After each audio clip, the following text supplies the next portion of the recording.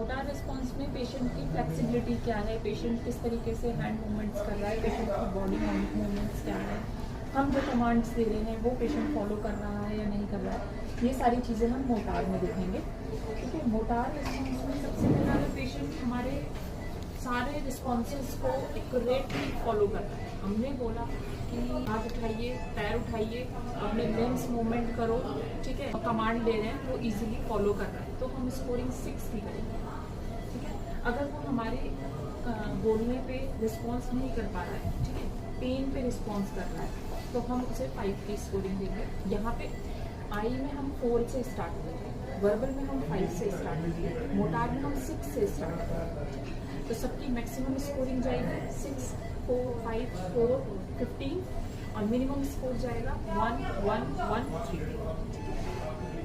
फिर आता है कि अगर पेशेंट पेन पे भी फ्लेक्शन और फ्लेक्शन और एक्सटेंशन कर रहा है, मतलब फ्लेक्स्ड कर दे रहा है या एक्सटेंड कर दे रहा है, तो ऐसी कंडीशन में हम उसकी स्कोरिंग चेंज कर देते हैं। वो 4 स्कोरिंग पे आ जाएगा, होगा सारा कुछ पेन में ही, लेकिन वो स्कोरिंग चेंज हो जाएगी। 4 में फ्लेक्शन हो जाएगा और 3 पे एक्सटेंशन हो जाएगा। ठीक है, अगर इन सब के बाद भी अगर वो प्रॉपर एक्सटेंशन पे रिस्पॉन्स नहीं करता, एबनॉर्मल एक्सटेंशन है, तो फिर उसकी स्कोरिंग 2 आ जाएगी, और अगर कोई रिस्पॉन्स नहीं है तो 1।